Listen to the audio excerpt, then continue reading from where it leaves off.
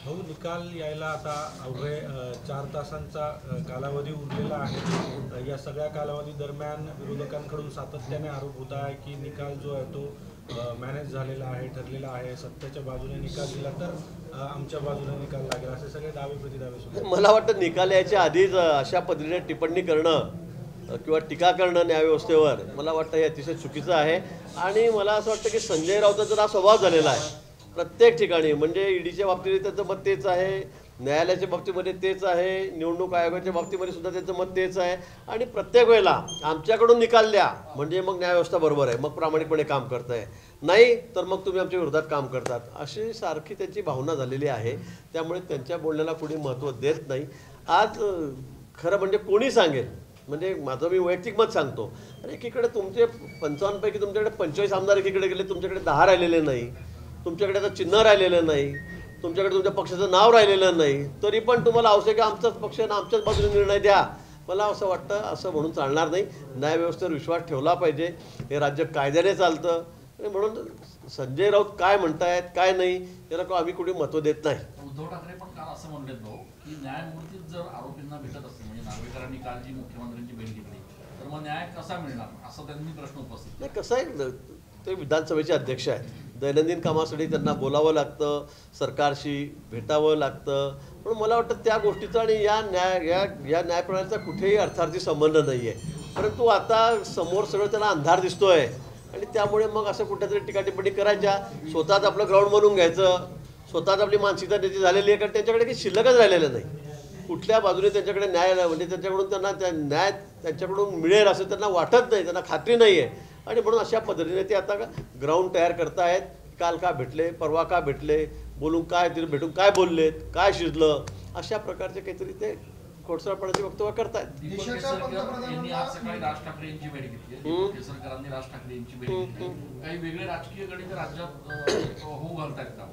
नाही, मला त्या बाबतीमध्ये माहिती आहे, दीपक केसरकर का भेटले, कशासाठी भेटले याची मला काही माहिती नाही, पण राज ठाकरे आणि आम्ही सहज भेटत असतो, अनेक वेळेला मुख्यमंत्र्यांची त्यांची भेट असते, देवेंद्रजी त्यांची भेट होत असते, आमचे मंत्री त्याच्याकडे जात असत असतात। मला असं वाटतं त्याच्यामध्ये काही वेगळं समीकरण किंवा काय असं समजण्याचं कारण नाही।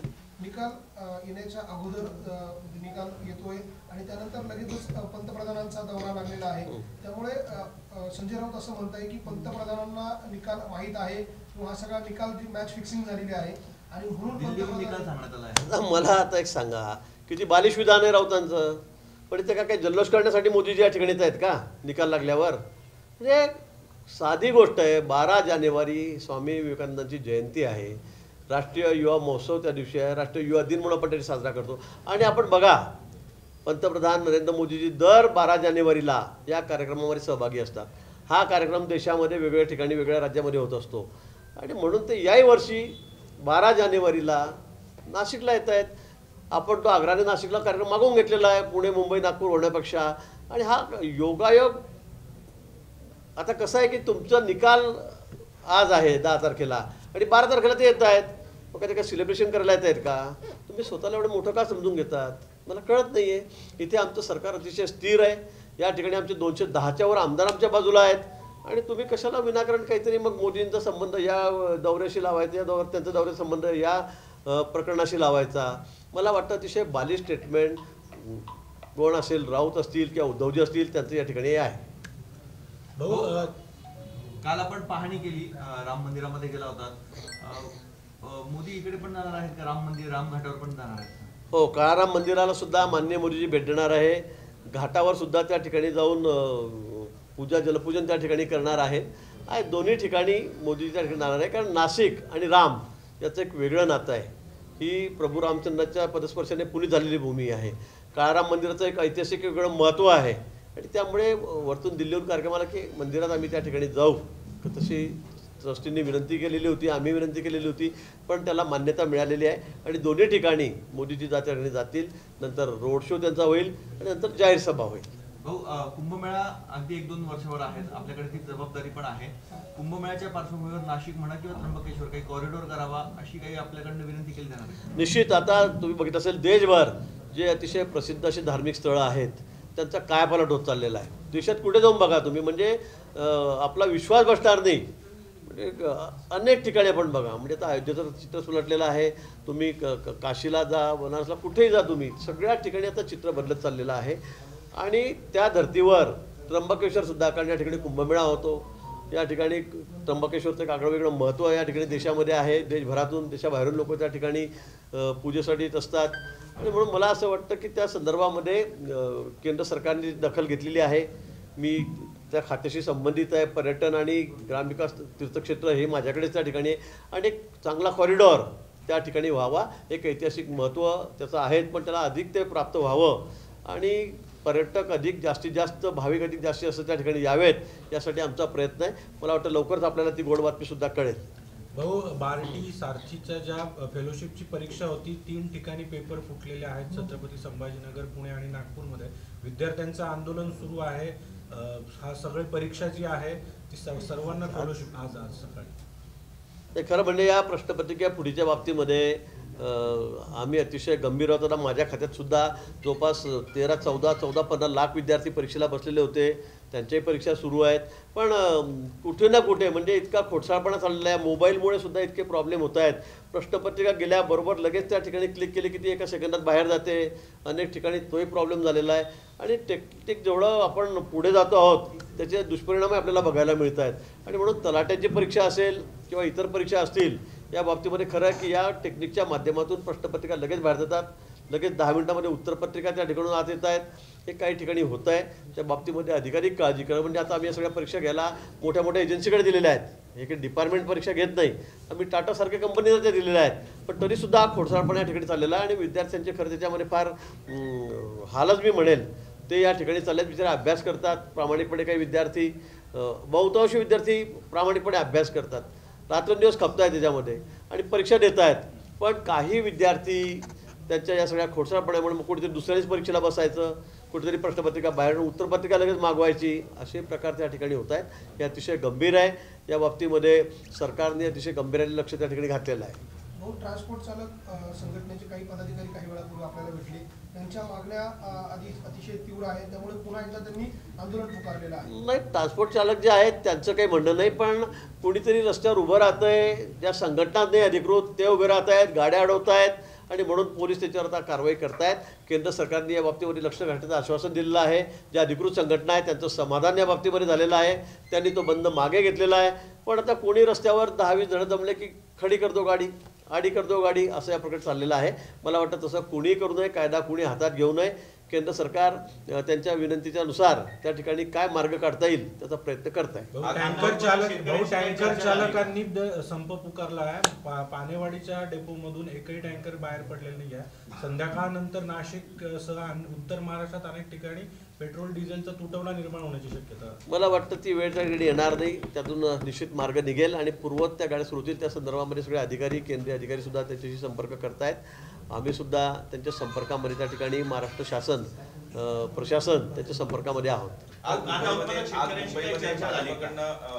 काल कांदा उत्पादक शेतकऱ्यांची चर्चा प्रशासकीय अधिकारी आहेत, आमचे CP आहेत, जिल्हाधिकारी त्यांची त्या ठिकाणी झालेली आहे. मी आज प्रयत्न करतो त्यांच्याशी बोलण्याचा. वेळ मिळाली तर त्यांची आमची वेळ जर ठरली तर निश्चित त्या संदर्भामध्ये मी त्यांच्याशी बोलेल. शासन शेतकऱ्यांच्या बाजूनेच आहे, कांदा उत्पादक शेतकऱ्यांच्या बाजूनेच त्या ठिकाणी उभं राहणार आहे. यातून काय मार्ग काढता येतो त्या संदर्भात निश्चित आम्ही चर्चा करू. पंकजा मुंडे यांचा ताब्यात असलेला वैद्यनाथ साखर कारखाना लिलावात निघालेला आहे. एकूणच मोठा त्यांच्यासाठी हा धक्का आहे. या संदर्भात मला माहिती नाही काय, म्हणजे आज झालं काय सरकारने बँकेने दिलेली आहे. आज मुंबईमध्ये भाऊ भाजपकडनं एक महत्वाची बैठक बोलवण्यात आली आहे. लोकसभा निवडणुकीसंदर्भात कोर कमिटीची बैठक आहे. काही जागांवरती अदलीबदली संदर्भात चर्चा होईल अशी माहिती मिळते. आपल्याला काही या संदर्भात काल नाशिकला सुद्धा अशीच सभा झाली, अशाच बैठकी झाल्या. कोर कमिटी असेल, सगळे आमच्या प्रत्येक कार्यकर्त्या 2-2 हजार कार्यकर्त्या बैठकी, 20 कार्यकर्त्यांची बैठक, म्हणजे सगळ्याच बैठकी या ठिकाणी आता महाराष्ट्रभर या ठिकाणी होत आहेत. आमचे अध्यक्ष राज्यभर दौरा करत आहेत. राज्याचा पूर्ण दौरा त्यांनी करून टाकलेला आहे. आता 100% जिल्ह्यांचा दौरा त्यांनी त्या केला आहे. त्याचाच एक भाग म्हणून मुंबईचा त्या ठिकाणचा दौरा आहे किंवा त्या मिटिंग आहेत. त्यामुळे काहीतरी वेगळं आहे आणि जागा बदल करतोय. आता काल इथे बैठक झाली, काय जागा बदल केल्या का आम्ही उत्तर महाराष्ट्राच्या? नाही. म्हणून मला असं वाटतं असं समजण्याचं अजिबात कारण नाही. हा एक आमचं संघटनात्मक जे आमचं काम चाललेलं आहे त्याचाच एक हा भाग आहे. कालच्या बैठकीत काही जागा बदलून द्यावी किंवा जागा असा काही सूर निघाला का आपल्या पदाधिकारी? असा कुठलाही सूर निघाला नाही. आमच्याकडे पक्षामध्ये शिस्त आहे. आमच्याकडे ही जागा द्या, ती जागा द्या, ती बदलून द्या अशासाठी बैठकीमध्ये काही बोललं जाते किंवा गोंधळ घातला जात नाही. असेल तर एक दुसऱ्याच्या कानामध्ये ते सांगतील की प्रयत्न करा, बघा, असं करता तर चांगलं होईल, तेवढंच होईल. पण आमचा पक्ष हा शिस्तबद्ध पक्ष आहे. आमच्याकडे संघटनात्मक काम अतिशय जोरात आहे आणि त्यामुळे असं कुठेही होत नाही की घोषणाबाजी.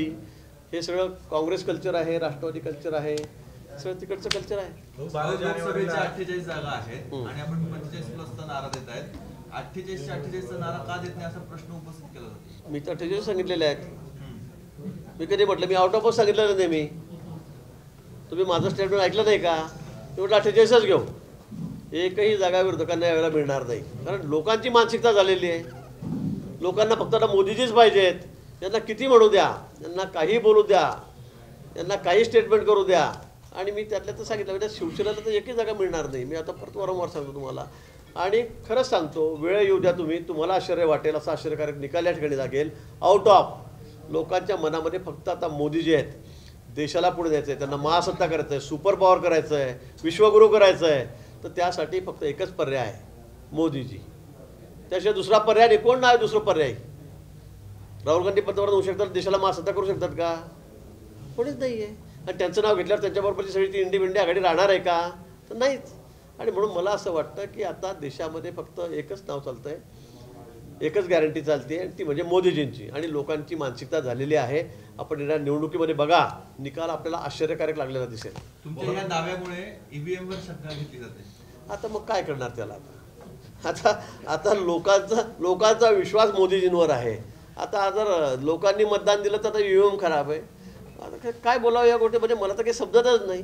म्हणजे त्यांच्या बाजूने निकाल लागला दिल्लीचा तर बरोबर आहे, पंजाबचा लागला तर बरोबर आहे. म्हणजे परवा लागल्या निकालांमध्ये तेलंगणाचा निकाल लागला तर मग ईव्हीएम बरोबर आहे. फक्त भाजपच्या बाजूने निकाल लागला की त्यांचं ईव्हीएममध्येच त्या ठिकाणी खोडा होतो, त्यातच त्या ठिकाणी ती खराबी होते. मला वाटतं या बोलण्याला कुठलाही अर्थ नाही आहे. म्हणजे नाचता येईना अंगण वाकडा आपण जसं म्हणतो तसं काहीतरी मग सांगायचं, याच्यामुळे आम्ही पडलो त्याच्यामुळे पडलो, या गोष्टीला कुठे अर्थ नाही. लोकांची मानसिकता झालेली आहे, मतदारांनी ठरवून टाकलेलं आहे. आणि हे सगळं तुम्हाला दिसतंय. मोदीजींचं मागे असलेलं जनमत, त्यांची पॉप्युलॅरिटी, त्यांची लोकप्रियता, त्यांचे दौरे, लोकांचा उत्साह, यावरून आपल्याला कळतं आहे देशामध्ये म्हणजे गणमान्य नेता, जनमान्य नेता हा कोण आहे म्हणून. भाऊ, 12 जानेवारीला मोदी येत आहेत. शहरातल्या वाहतुकीत काही बदल केले जाणार आहेत आणि शाळा कॉलेजेसला सुट्टी देण्यासंदर्भात काही विचार किंवा तसं काही? नाही, कुठल्याही शाळा कॉलेजला त्या दिवशी सुट्टी नाही आहे, कुठे सुट्टी राहणार नाही आहे. आणि ट्रॅफिक आता एवढं व्हीआयपी मुवमेंट आहे, एवढा मोठं जनसमुदाय तिथे, एवढे तरुण त्या ठिकाणी येणार आहेत. आणि त्यामुळे मला वाटतं काही ठिकाणी थोडासा बदल होण्याची शक्यता आहे थोड्या वेळासाठी. मुंबईमध्ये जर मोर्चा धडकला तर कायदा हातात घेतला तर मुलाहिजा कोणाचा केला जाणार नाही असं अजितदादांनी सांगितलं आहे. आपली नेमकी काय भूमिका असणार आहे? काय आपल्याकडे? अजितदादा उपमुख्यमंत्री आहेत, त्यांच्यावर मी काय बोलावं? त्यांनी जर म्हटलं असेल तर मी त्याच्यावर टीका टिप्पणी करणं योग्यही नाही. पण निश्चित कुठेही कायदा भंग होऊ नये ही अपेक्षा सरकारची त्या ठिकाणी आहे. शांततेत आंदोलन झालं तर त्याला कुणाचंही ना नाही आहे. पण एवढ्या मोठ्या संख्येत आल्यावर म्हणजे जे मोर्चेकरी आहेत त्यांना वाटणार नाही, पण काहीतरी मध्ये उपटसंभ असतात, काहीतरी मुद्दामूने प्रकार केले जातात मोर्चाला गालबोट लावण्यासाठी. तसा प्रकार होऊ नये ही आमची अपेक्षा आहे. भाऊ, काल महाविकास आघाडीची बैठक झाली. या बैठकीमध्ये सर्वाधिक जागा शिवसेनेला देण्याचं ठरले उद्धव ठाकरे गटाला. काँग्रेसला आणि राष्ट्रवादीला आत्मविश्वास आहे की उद्धव ठाकरे गटाच्या सर्वात जास्त जागा निवडून येतील. आणि तुम्ही एकीकडे म्हणताय का एकही जागा विधानसभा असेल किंवा लोकसभा असेल शिवसेनेला निवडणूक लढवणं मुश्किल होईल. काय? मी पुन्हा सांगतोय, शिवसेनेने किती जागा घ्याव्या? शिवसेनेने कितीही जागा घ्याव्या, शिवसेनेने फक्त एक जागा निवडून दाखवावी. मी तर म्हणतो त्यांनी कॉन्सन्ट्रेट फक्त एका जागेवरच करावं. कुठली त्यांना जी सोपी असेल ती.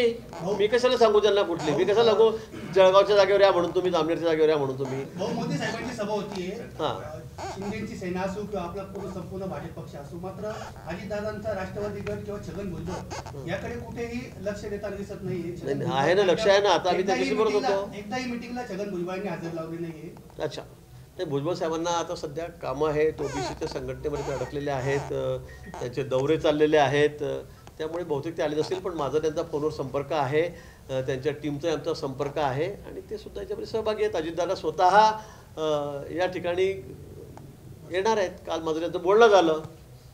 दोन्ही उपमुख्य बैठकीमध्ये भुजबळ कुठेही दिसले नाही. नियोजनाच्या बैठकीमध्ये नाही, आमच्या कुठे बैठकी झाल्यात? मी कुठे होतो कुठल्या बैठकीला? मी सगळ्या अधिकाऱ्यांशी बोलून वैयक्तिकच त्या ठिकाणी चर्चा करतोय. अशी बैठक अजून कुठे झालेली नाही की सगळे पक्षीय सगळे एकत्र या, बैठक करा. दादा भुसे वगैरे सुद्धा आम्ही ग्राउंडवरच काल भेटलो. आम्ही इथेच फक्त रेस्टॉरंट समोरासमोर होतो म्हणून आम्ही काल भेटून चर्चा केली आणि आमच्यामध्ये समन्वय आहे. अतिशय म्हणजे मोठ्या अशी ऐतिहासिक सभा आम्हाला उद्याची करायची आहे आणि ते विशेष करून तरुणांचा भरणा मोठा राहील. तो आपल्यालाही बघायला त्या ठिकाणी मिळेल. पण आम्ही आमच्यामध्ये कुठे मतमतांतर आहे किंवा कुठे वादविवाद आहे असं कुठेही नाही आहे.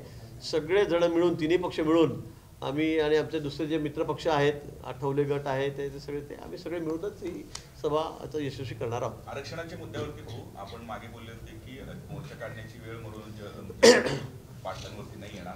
त्यानंतर मुंबईला येण्याची झालेला आहे का किंवा काही त्या संदर्भात चर्चा झाली आहे? कारण ते आजही मोर्चावरती काम असू द्या. आपण तुम्हाला सांगितलं की आम्ही पण त्या ठिकाणी आरक्षण देण्यावर ठाम आहोत.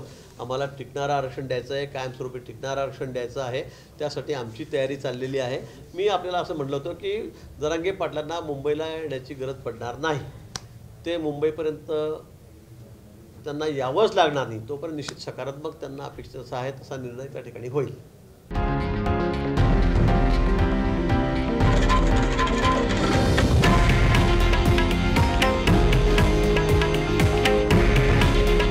हे आहे देशातील नंबर 1 न्यूज नेटवर्क आणि आपण पाहत आहात TV9 मराठी. काळजी तुमची, हित महाराष्ट्राचं.